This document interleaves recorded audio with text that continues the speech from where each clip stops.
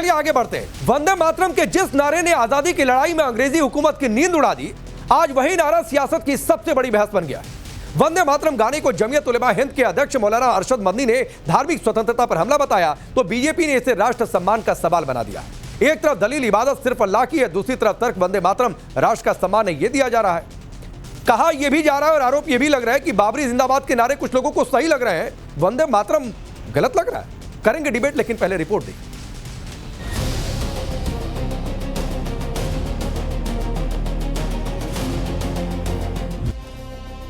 तो क्या वंदे मातरम पर जारी संग्राम अब मजहबी पहचान बनाम राष्ट्रवाद का हो चुका है, या फिर ये सीधा सीधा मोदी विरोध का राजनीतिक मंच बनता जा रहा? ये सवाल इसलिए उठ रहे हैं क्योंकि वंदे मातरम पर गृह मंत्रालय की गाइडलाइंस पर जमीयत उलेमा हिंद के अध्यक्ष मौलाना अरशद मदनी इतने भड़क गए कि इसे धार्मिक स्वतंत्रता पर खुला हमला और अल्पसंख्यकों के अधिकार छीनने की कोशिश करार दिया।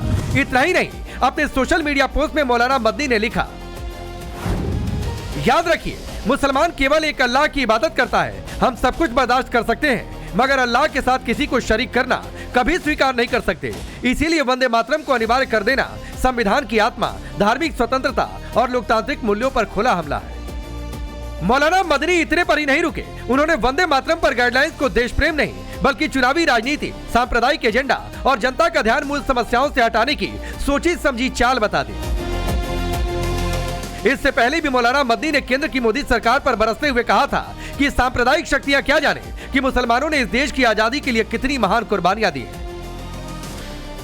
मौलाना मदनी के ताजा बयान को लेकर सवाल उठ रहे हैं कि वंदे मातरम पर यह जंग क्या सांस्कृतिक राष्ट्रवाद बनाम धार्मिक पहचान की बहस है, या फिर यह सीधा सीधा मोदी विरोध का राजनीतिक मंच, क्योंकि एमआईएम के नेता इसे मुसलमानों को देशद्रोही साबित करने वाली मोदी सरकार की साजिश बता रहे हैं। तो वहीं मदनी के सपोर्ट में कांग्रेस सांसद इमरान मसूद ने धार्मिक स्वतंत्रता की दलील देते हुए गाइडलाइंस को गैर संवैधानिक बताया।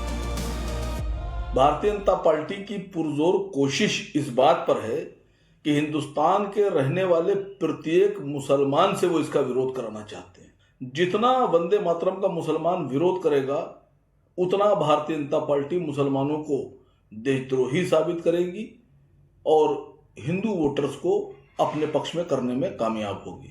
उपासना का सबका तरीका अपना अलग अलग है और भारत के संविधान में इस बात की स्पष्ट व्याख्या है कि व्यक्ति को अपनी धार्मिक स्वतंत्रता की आज़ादी होगी। जो धार्मिक स्वतंत्रता की आज़ादी होगी उसके अंदर वो अपने धर्म के हिसाब से सब कृत्य करने के लिए आज़ाद होगा। अगर आप किसी को अपने उपासना के तरीके से हटाने का काम करेंगे तो ये पूरी तरीके से गैर संवैधानिक है। तो ये तो गैर संवैधानिक होगा, कुछ भी हो चाहे उसमें। भारतीय जनता पार्टी और आरएसएस ने इसको एक प्रोपेगेंडा बना दिया, मुसलमानों के खिलाफ एक नफरत फैलाने का एक हथियार बना दिया और अब ये मनमर्जी कर रहे हैं। तो लिहाजा अगर आप जबरन करेंगे तो हम बिल्कुल इसको नहीं मानेंगे। विरोधियों के ऐसे तेवर पर वंदे मातरम के फेवर में मैदान में उतरे बीजेपी प्रवक्ता शहजाद पूनावाला ने तो मदनी पर तीखा तंज कसते हुए बोला कि मदनी को बाबरी जिंदाबाद तो ठीक लगता है लेकिन वंदे मातरम मुस्लिम विरोधी लगता है। तो वहीं केंद्रीय मंत्री गिरिराज सिंह ने कहा कि देश में अब गजवाए हिंद नहीं होगा। तो क्या मुस्लिम लीडरशिप भी दो हिस्सों में बटी है? एक खेमा इसे मजहबी सवाल बना रहा, दूसरा इसे मुल्क से मोहब्बत का इजहार बता रहा। ऑल इंडिया सूफी फाउंडेशन के अध्यक्ष कशिश वारसी भी विरोध करने वालों की मंशा पर सवाल उठा रहे हैं। अब सवाल सीधा है, आखिर वंदे मातरम पर इतना बवाल क्यों? क्या ये मजहबी आस्था बनाम राष्ट्रवाद की जंग है या फिर मोदी विरोध की नई पेश? सवाल ये भी कि इसे किस नजर से देखा जा रहा, राष्ट्रभक्ति के प्रतीक की तरह या धार्मिक टकराव के प्रतीक की तरह? क्या वंदे मातरम पर यह विवाद असल में मोदी सरकार के खिलाफ राजनीतिक मोर्चेबंदी है या सच में मजहबी पहचान की चिंता? Bureau report, times now Bharat. तो चलिए आपने रिपोर्ट देखी। मैं आपका परिचय पहले आज के मेहमानों से करवाता हूं। विजय शर्मा भारतीय जनता पार्टी के नेता और प्रवक्ता, अंबर जैदी स्टूडियो में मौजूद है पॉलिटिकल एनालिस्ट के तौर पर, अमितोष पारिक बीएचपी के प्रवक्ता हैं, नफीस अंसारी एमआईएम के नेता, मौलाना साजिद रशीदी जी हैं, प्रेसिडेंट है ऑल इंडिया इमाम एसोसिएशन के, फाजिल अहमद इस्लामिक स्कॉलर के तौर पर। आप सबका बहुत बहुत स्वागत है। साजिद रशीदी जी, अगर मान लीजिए वंदे मातरम बचता है तो क्या आप खड़े नहीं होंगे? देखिए, देश का एक संविधान है और संविधान में सबको धार्मिक स्वतंत्रता है। उस स्वतंत्रता को कोई छीन नहीं सकता हमसे, कोई नहीं छीन सकता। आपको याद होगा 2016 में सुप्रीम कोर्ट में ये मामला गया था और सुप्रीम कोर्ट ने एक आदेश पारित किया था, ये कहा था कि अगर राष्ट्रगान के लिए भी कोई आदमी खड़ा नहीं होता तो वो देशद्रोही नहीं माना जाएगा।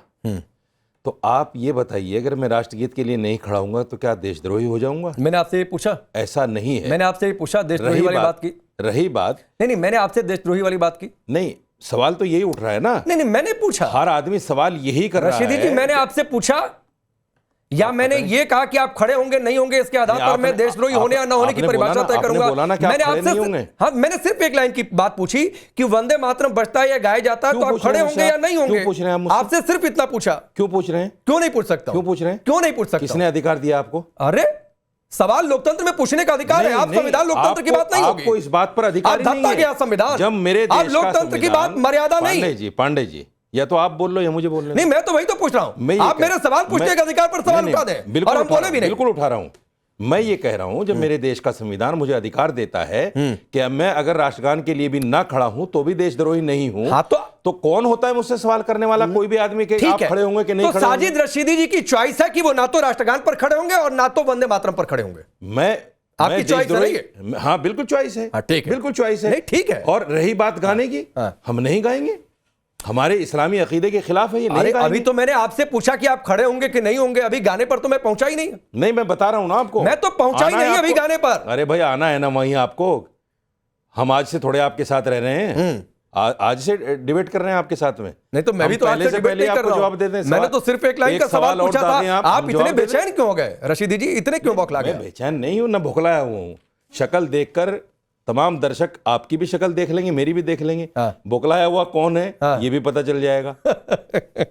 अब देखिए आपकी हंसी, रावण वाली हंसी आपने हंस दी। हाँ, वो आपको सवाल पूछने वाला रावण ही दिखेगा। दिल वाली नहीं है। जब आप एक्सपोज होते हैं ना साजिद रशीदी जी, प्यार वाली नहीं है। रशीदी जी, जब आप एक्सपोज होते हैं ना तो आपको रावण ही दिखेगा। अगला आदमी एक्सपोज हो गया, एकदम एक्सपोज हो रहा है। तो संविधान की बात कर रहा हूं। एकदम एक्सपोज हो रहे हैं सर, एकदम एक्सपोज हो रहे हैं।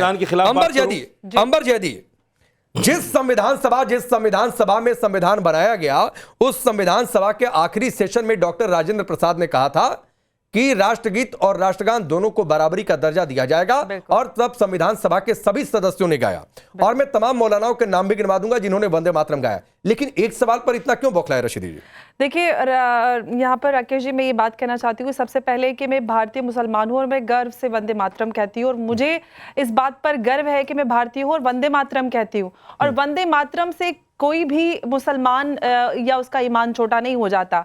इस्लाम जरूर जो हम शिर्क की बात करता है, हम यहाँ पर शिर्क कैसे हो जाता है? वंदे मातरम का मतलब है कि आप अपनी मातृभूमि को सलाम करते हो। हर इंसान अपनी माँ से मोहब्बत करता है, अपने देश से मोहब्बत करता है। तो यहाँ पर किसी को कैसे एतराज होता है कि आप वंदे मातरम कहते हैं? वंदे मातरम पे राजनीति उस वक्त अगर मौलाना आजाद का ईमान खतरे में नहीं आया तो आज यहाँ पर रशीदी साहब का ईमान खतरे में कैसे आ जाता है? आज के मुसलमान का ईमान कैसे खतरे में आ जाता है? जब आजादी की लड़ाइयां लड़ाई गई तो वहां पर जितने लोग कलकत्ता में, वेस्ट बंगाल में गिरफ्तार हुए थे, उसमें उन जवानों में मुसलमान भी शामिल थे। तो जो 19वीं सदी के मुसलमान और आज 2000 जो दशक ये चल रहा है ईस्वी, उसके मुसलमानों में फर्क कैसे आ गया? कैसे भारत का मुसलमान बदल गया? आज के मुसलमान में क्यों रशीदी जी विरोध क्यों कर रहे हैं? एग्जैक्टली यही राजनीति क्यों कर रहे हैं? रशीदी जी, ये विरोध क्यों कर रहे हैं? ये क्यों कह रहे हैं ईमान के खिलाफ? क्यों कह रहे हैं मेरे ईमान के खिलाफ है? राजनीति के लिए, क्योंकि उससे पहले भारतीय मुसलमान का राजनीतिकरण नहीं हुआ था। आप आजादी में वंदे मातरम कह के सब नारा लगाते थे। आज यहाँ पर आप वंदे मातरम ना कहकर भारत के विभाजन की आवाज लगा रहे। मुझे इस बात से एतराज है कि अगर जब 1950 में संविधान सभा में जब ये बराबर का राष्ट्रगान का स्टेटस दिया गया, तो आप जब राष्ट्रगान गाते हो तो आपको वंदे मातरम से क्या एतराज हो सकता है? कॉन्स्टिट्यूशनल आप जवाब दीजिए, आप काउंटर करिए रशीदी जी। मैं एक चीज और बस आप 1 मिनट का जवाब दीजिएगा। एक चीज बस, एक राइडर ऐड कर देता हूं इसमें। इन्होंने कहा ना इसका इस्लाम से कोई लेना देना नहीं, जो अंबर जैदी कह रही हैं। अब मुझे बता दीजिए, आप कह रहे हैं कि ये मुसलमान के ईमान के खिलाफ है आपकी परिभाषा के हिसाब से, तो क्या देवबंद के मौलाना महमूद हसन, मौलाना महमूद उनकी चिट्ठी, खान अब्दुल गफ्फार खान, शौकत अली, मोहम्मद अली जौहर और मौलाना हसरत मोहानी और अशफाकुल्ला खान, क्या ये मुसलमान नहीं थे? देखिए, दो चीजें सुनिए।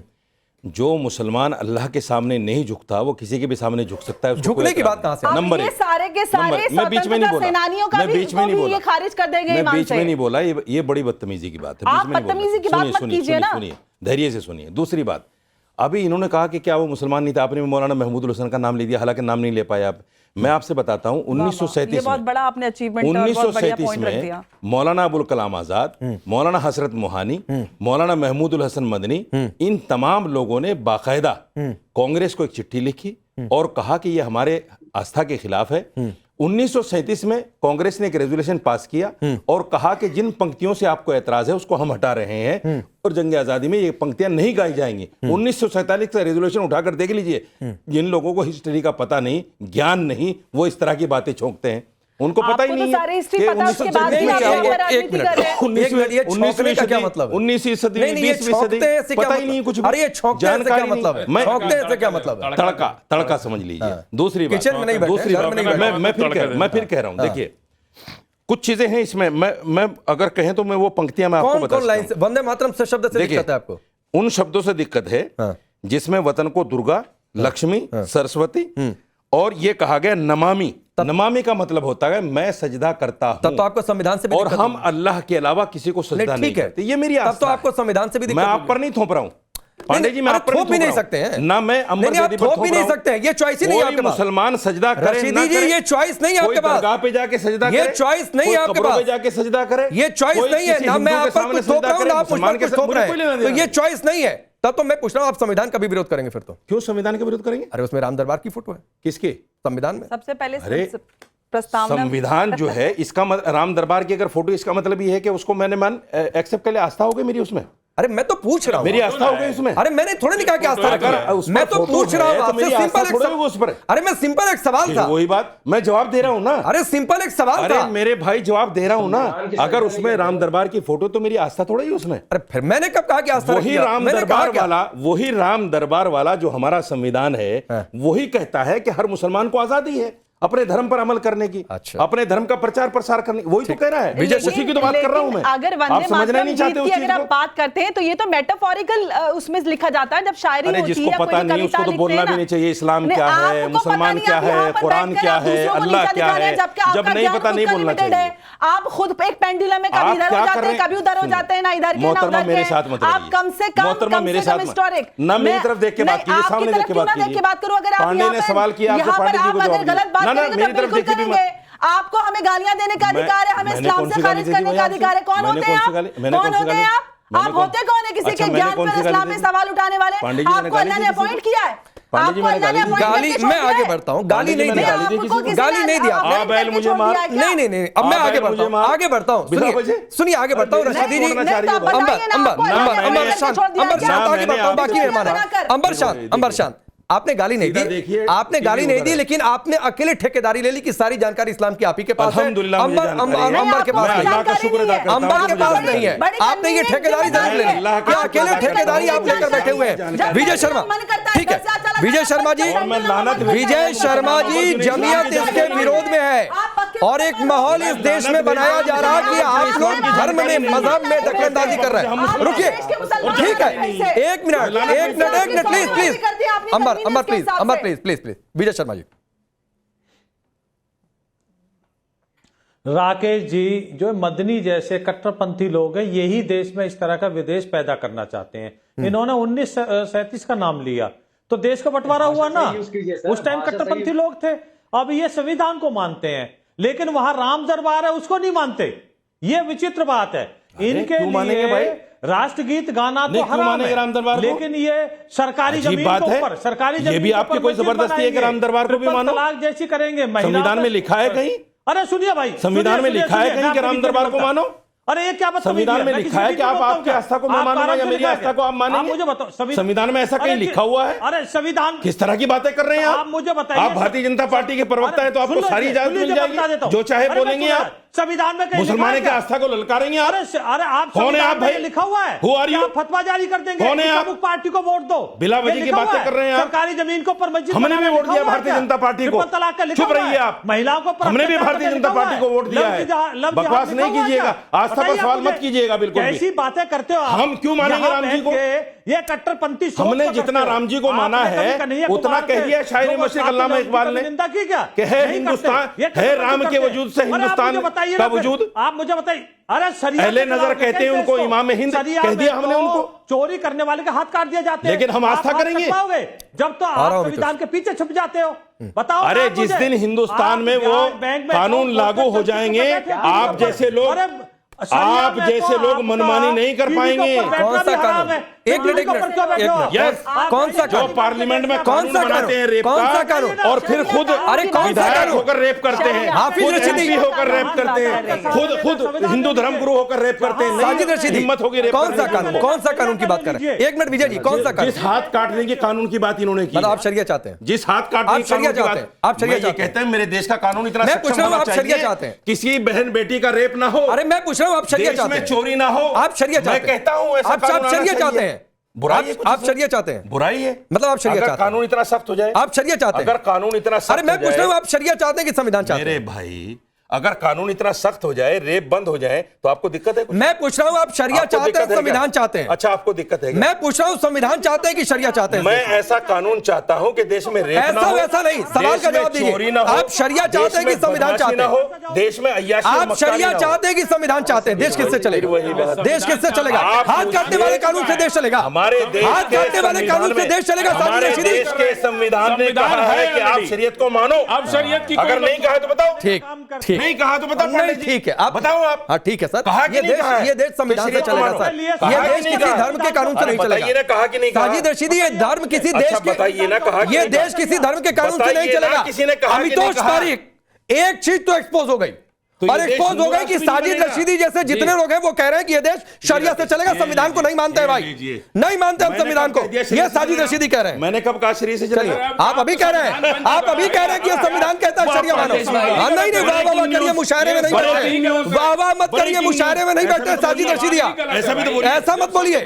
आप मुशायरे में नहीं बैठे कि वाह वाह वाह वाह कर रहे हैं। चलिए, अमितोष पारीक ने कह दिया, अमितोष पारीक शरीयत से चलेगा देश। हाँ तो कहिए कहा breaking ही, news। आप तो कह ही कहिए दिया, breaking news। कह ही दिया। चलिए, ये बात अमितोष नहीं हो पारीक, यार। अमितोष पारीक आपकी बारी।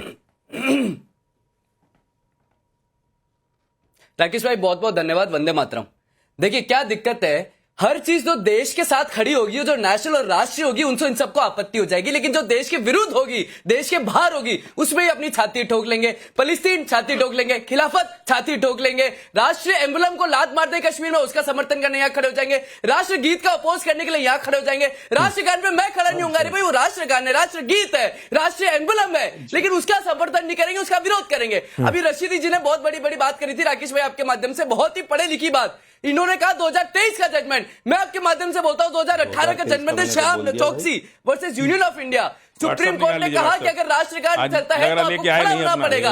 कहा है उसको कोर्ट कर लीजिए। 1986 में कह दिया था you have to stand to respect the national song. 2023 किसने बोल दिया भाई? अब भारत के संविधान की बात करते हैं ना राकेश पांडे जी, तो भारत के संविधान में आर्टिकल 51A में फंडामेंटल ड्यूटीज है रखा है, जिसका सब क्लॉज बी लिखा है कि आपको राष्ट्र के लिए रेस्पेक्ट करनी पड़ेगी। आर्टिकल 25 का यहाँ कोई इन्वॉल्वमेंट नहीं। क्यों? क्योंकि 1909 में पहला विरोध हुआ, 1923 में जिन्ना का विरोध हुआ। देखिए हैरानजनक बात क्या है राकेश जी, हैरानजनक बात यह है कि 1770 में बंगाल फमाइन आया था, जब 10 मिलियन लोग मरे थे, और आनंद मठ में जब वंदे मातरम लिखा गया था, तब उस समय नवाब कौन था बंगाल का? मीर कासिम। ये उसका समर्थन करने यहाँ खड़े हैं। मीर बाकी जिसे बाबरी बनाई, मुर्शिदाबाद में उसका समर्थन करने खड़े हैं। लेकिन दिक्कत है कि जिस समय वंदे कहीं करोड़ा भानुमती ने कुंभा जोड़ा, मुझे लगता है व्हाट्सएप पिटारा लेके आते हो, पता नहीं कहाँ की फरियाद लेके आया। अच्छा, एक एक करके नहीं अच्छा लगता है। एक मिनट, फाजिल आपसे कुछ कह रहे हैं। व्हाट्सएप खोलो, पता चलेगा क्या लिखा है। अमितोष फाजिल कुछ कह रहे हैं आपसे, बोलिए। जो है लेके आए नहीं व्हाट्सएप पर। फिर फाजिल अहमद ये क्या इशारा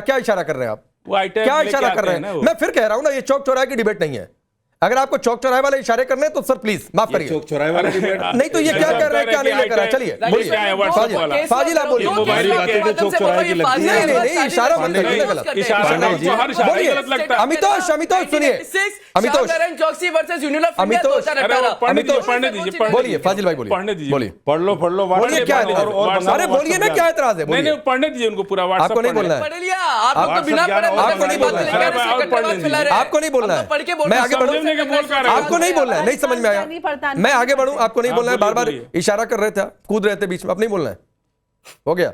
नहीं व्हाट्सएप लेके नहीं आया ना आपका, हो गया। मीर बाकी को, अरे आप अपना व्हाट्सएप पढ़ दीजिए, आप अपना व्हाट्सएप मातरम को मीर बाकी ने गाया ही बोल दिए।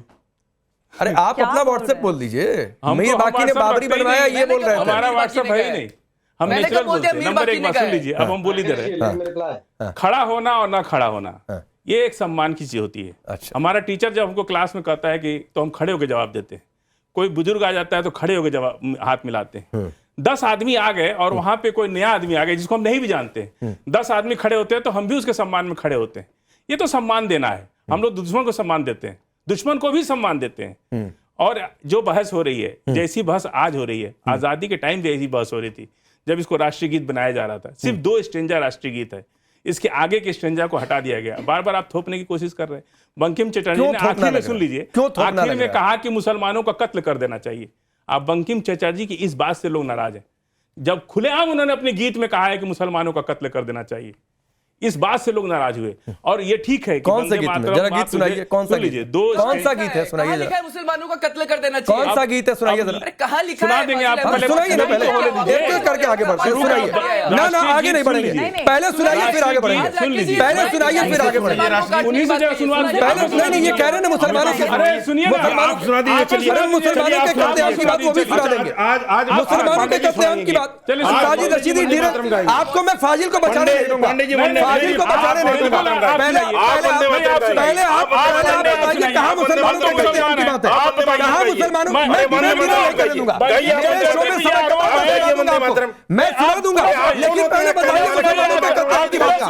मैं भागने नहीं दूंगा, भागने नहीं दूंगा। मैं कहाँ मुसलमानों के कत्लेआम की बात है, मैं खुद विरोध करूंगा। पहले सुनाइए, निकालिए कहाँ मुसलमानों के कत्लेआम की बात, किस कविता में है, किस कविता में है, किस कविता में है, किस कविता में है, किस कविता में है, किस कविता में है, पूरा सुनाइए, पूरा। चुप हो जाइए, वंदे मातरम पंडित जी का सुना दूंगा, सब सुना दूंगा, सुना दूंगा इस डिबेट में। सुनाइए पंडित जी, अरे वंदे मातरम सुनाइए। आप फाजिल को बचाने की कोशिश कर रहे हैं, मैं बचाने नहीं दूंगा। आप फाजिल को बचाने की कोशिश नहीं कामयाब होने दूंगा, फाजिल को बचाने की कोशिश नहीं होने दूंगा, फाजिल को बचाने की कोशिश नहीं करने दूंगा। फाजिल को बचाने में आप एक्सपोज हो रहे हैं, आप एक्सपोज हो रहे हैं, आप एक्सपोज हो रहे हैं। नफीस अंसारी, नफीस अंसारी, एक मिनट रुकिए। हाँ ठीक है, यहाँ बैठे हैं उनको नहीं आता। हाँ ठीक है, फाजिल सुनाएंगे। नहीं नहीं, साजिद रशीदी मैंने तो सुनाने की बात ही नहीं की भाई, मैंने तो वो कविता साजिद रशीदी कोट करने की बात कही। सुनिए, नफीस अंसारी, नफीस अंसारी, हम तो मुखालिफ, सुनिए, अब रुक जाइए, रुकिए रुकिए, सुनिए, नहीं नहीं, सुनिए सुनिए, फाजिल भाई सुनिए सुनिए, आपने कहा कि बंकिम चंद्र चटर्जी की एक कविता में मुसलमानों के कत्लेआम की बात है। मैंने कहा वो कौन सी कविता है बता दीजिए, मैंने तो कभी ना पढ़ी ना सुनी है। नहीं, आपने नहीं पढ़ा, हम लोग सुने, तो सुनाइए ना, तो बता देंगे ना, तो बताइए ना, बताइए ना, बताइए ना, बताइए, मैं कह रहा हूं बताइए कौन सी कविता है, बताइए कौन सी कविता है, बताइए कौन सी कविता है, बताइए कौन सी कविता है, बताइए बंकिम चंद्र चटर्जी की। आपको नंबर कुछ भी बोलेंगे आए भाई साहब, कुछ भी बोलेंगे आए भाई साहब का डिबेट में आकर। नफीस अंसारी, नफीस अंसारी, नफीस अंसारी, नफीस अंसारी, इनको खुद नहीं आता। हाँ नहीं नहीं ठीक है, इनको खुद नहीं आता। आने का, मेरे आने का चैलेंज कर रहा हूं, मेरे आने का सर्टिफिकेट आपसे नहीं लूंगा। कर रहा हूं, हाँ ठीक, आप सुना के दिखा दीजिए। मेरे आने का, आप कितने राष्ट्र प्रेमी हैं, आप जाके आखिर में सुना दूंगा, और खड़े रहिएगा, यही खड़े रहिएगा। शो वंदे मातरम से समाप्त होगा, आज शो वंदे मातरम से समाप्त होगा, आज शो वंदे मातरम के साथ समाप्त होगा, आज शो वंदे मातरम से समाप्त होगा, आज शो वंदे मातरम से समाप्त होगा। नफीस अंसारी, क्या आप खड़े होंगे वंदे मातरम बजवाओ अभी? क्या आप खड़े होंगे वंदे मातरम बजवाओ? और नहीं तो क्या दिक्कत है बताइए। लेकिन मुसलमानों के ऊपर प्लीज किसी को नहीं आता। शांत हो जाइए प्लीज। देखिए ये बहुत संवेदनशील मुद्दा है। सबसे पहले भारतीय मुसलमानों के नाते मैं बहुत क्लियर कर दूं कि देश न किसी के फतवा से चलेगा, ना किसी धार्मिक किताब से चलेगा। देश चलेगा तो सिर्फ और सिर्फ संविधान से चलेगा। उसी संविधान में साफ साफ आर्टिकल 25 में फ्रीडम ऑफ रिलीजन का जिक्र है, जो साफ साफ अनुमति देता है कि देश में वंदे मातरम पढ़ना, बोलना। अरे भाई, विश्व हिंदू परिषद के प्रवक्ता, आपको टाइम मिला संवेदनशील मुद्दा है भाई, बोलने दीजिए तब समझ में आए। नहीं, आर्टिकल 25 में लिखा क्या है? गलत मिसगाइड मत करिए आप बैठ के देश को। मुझे कोट करिए आर्टिकल 25 में क्या लिखा है, और मैं भारत के संविधान आपको पढ़ के दिखा दूंगा अगर आर्टिकल 25 में लिखा है। सुना के दिखा दो। ये बताइए कि हमारे वाले जो कहते हैं कि गली नहीं छोड़ेंगे मारने के लिए, जो बुमराह को लाल पोतने की बात करते हैं, जो वारिस पठान कहते हैं मेरे सर पे गोली लग दो मैं वंदे मातरम नहीं बोलूंगा, जो यहाँ पे राशिदी बैठा है बोलते हैं भारत माता की जय नहीं बोलूंगा। ये बताइए भारत का संविधान क्या कहता है? रिलैक्स। आर्टिकल 25 में फ्रीडम ऑफ रिलीजन लिखा है, जो धार्मिक। नहीं, भारत का संविधान आप कोट कर रहे हैं तो बताइए कहां लिखा है वंदे मातरम नहीं गा सकते आप? अरे भाई आप बहरे हो क्या? आपको समझ में नहीं आ रहा? बोल तो रहा फ्रीडम ऑफ रिलीजन लिखा उसमें। नहीं नहीं नहीं नहीं, ये कट्टरवाद नहीं चलेगा यहाँ पे। नहीं नहीं, अरे कहाँ से लेके? अरे कट्टरवादी नहीं चलेंगे यहाँ पे। अरे कहाँ से लेकर इनको आप? संविधान अरे छोड़ी, जो मुंबई को हरा पोतने की बात करते हैं और जिनके नेता कहते हैं कि हम तो हमारे नजर, और जिनके बोलते हैं कि हम गली नहीं छोड़ेंगे, जो बोलते सर पे गोली रख दो वंदे मातरम नहीं बोलेंगे, जो बोलते 15 मिनट तो हिंदू को हम देख लेंगे, वो भारत के संविधान की बात करेंगे। संविधान का नाम लोग बुरा लग जाता है, संविधान का नाम आग को बुला हो जाते हैं लोग। अरे चुप करो भाई, बाबरी मस्जिद भारत के संविधान में लिखा क्या है? पढ़िए ना, चुप कीजिए। अरे पढ़िए ना। अच्छा नफीस अंसारी, एक minute, Nafees Ansari, Amitosh hold on. Nafees Ansari, आप संविधान की बात कर रहे हैं, अच्छी बात है। उसी संविधान सभा के अध्यक्ष डॉक्टर राजेंद्र प्रसाद ने, जिसको मैंने शुरुआत में कोट कर दिया कि राष्ट्रगीत और राष्ट्रगान को बराबर का दर्जा, और उसके आखिरी सेशन में संविधान सभा के सभी सदस्यों ने गाया। अब संविधान का सम्मान नहीं है या संविधान बनाने वालों का सम्मान नहीं है? आप 1 मिनट अगर मेरी बात शांति सुनेंगे तो आप समझ जाएंगे। हाँ समझाइए। मैं कहता हूँ आर्टिकल 25 में फ्रीडम ऑफ रिलीजन का जब जिक्र होता है तो उससे साफ समझ में आता है कि इस देश में कोई वंदे मातरम पढ़े, बोले, उसके सम्मान में खड़ा हो, ये उनका धार्मिक अधिकार है, और हम उसको ना पढ़े, ना समझे, ना खड़े हो, ये हमारा धार्मिक अधिकार है। कोई छीन नहीं सकता है। प्रॉब्लम फोर्सफुली इम्प्लीमेंट करने में। आप कहते हैं स्कूल में पढ़ना होगा या दफ्तर में पढ़ना होगा। हमारे बच्चे स्कूल में शिक्षा हासिल करने जाएंगे, भक्ति करने नहीं जाएंगे। हमारे जो एमआईएम के नेता जाएंगे दफ्तर में काम करने, वो काम करने जाएंगे, वहां पर भक्ति करने नहीं जाएंगे। जिसको करना है करो, ये उनका संवैधानिक राइट। जिसको ना करना, राष्ट्र प्रेम या राष्ट्रगीत का सम्मान करना इनके लिए सिर्फ भक्ति है, इनके लिए सिर्फ भक्ति है, सिर्फ उसे ईश्वर से जोड़कर देखेंगे। तो ये जो एएमएन के भाई साहब बैठे हुए ना, नफीस अंसारी, इनसे मैं एक सवाल पूछना चाहती हूँ कि जब ओवैसी जी संसद में जब फलस्तीन कह रहे थे, तो क्या वो फलस्तीन की इबादत कर रहे थे? अगर इस्लाम किसी भी देश की या किसी भी ऑब्जेक्ट की या फिर शिर्क के खिलाफ है, तो फिर फलस्तीन का जयकारा लगाने की इजाजत कैसे दे देता है? बताइए, आपका इस्लाम तब कहां गया था? ओवैसी साहब का तब हिंदू थे, तब हिंदू हो गए थे, अपने जो पूर्वज के धर्म थे उस पर वापसी कर ली थी क्या? एक सेकंड के लिए बताइए, अभी पहले जवाब दीजिए। और सबसे पहली बात बताइए, आर्टिकल 25 में कहां पर लिखा है कि आप अपने देश का सम्मान नहीं कर सकते? आप अपने अगर आप ही के जो भाई साहब यहाँ पर खड़े हुए कह रहे थे कि आप किसी का भी सम्मान में खड़े हो जाते हैं, किसी के सम्मान में खड़े हो सकते हैं, लेकिन अपने देश के सम्मान में नहीं खड़े होंगे। रुकिए, समय थोड़ा कम है, समय थोड़ा कम है, इधर कैमरा ले आइए, समय थोड़ा कम है, रुक जाइए। अब फाजिल भाई मिली क्या वो कविता जिसमें बंकिम चटर्जी ने कत्लेआम की बात है? खुद सोशल मीडिया से मुझे वंदे मातरम नहीं, वो तो मैं ऐसे पढ़ दूंगा, वो तो मैं वैसे पढ़ दूंगा। आप पहले वो कोट करिए ना, मुसलमानों के कत्लेआम वाली कविता दिखाइए ना पहले, दिखाइए ना पहले। अब पूरी बंगम से चटनी की सारी कविता लेके आऊंगा ना किसी से। कम से कम वंदे मातरम का डिबेट है और जो कोट करना था, 2 स्टेज का सुना दीजिए। क्या चीज आगे आप सुना देंगे? हम सब सुना देंगे पूरा। चलिए, वंदे मातरम सुजलाम सुफलाम मलयज शीतलाम शस्य श्यामलाम मातरम वंदे मातरम फूलों को समेत दुर्मदुल शोभने। काहे इतना गीत है? सुनाने लगे तो भागने लगे, अब नहीं सुनेंगे वंदे मातरम, अब नहीं सुनेंगे वंदे मातरम। आगे सुनाऊं? क्यों नहीं सुनना है? पूरा सुनाऊंगा वंदे मातरम। निकालिए बंकिम चंद्र चटर्जी की वो कविता जिसमें कहा गया है मुसलमानों के कत्लेआम की बात। चैलेंज देता हूं, नहीं तो माफी मांग कर जाइए, माफी मांग कर जाइए। मैं कह रहा हूं माफी मांग कर जाइए। अगर आप गलत कोट करके जाएंगे। आप राष्ट्रीय गीत चाहते हैं कि वंदे मातरम चाहते हैं? अरे क्यों? सिर्फ 2 स्टेज का राष्ट्रीय गीत है। क्या हो गया भाई? उसके बाद नहीं भाई, आगे नहीं सुनेंगे, फोर्स कर सकते हैं कि पढ़ो। ठीक है, चलिए हो गया। उसके बाद नहीं फोर्स कर सकते। 4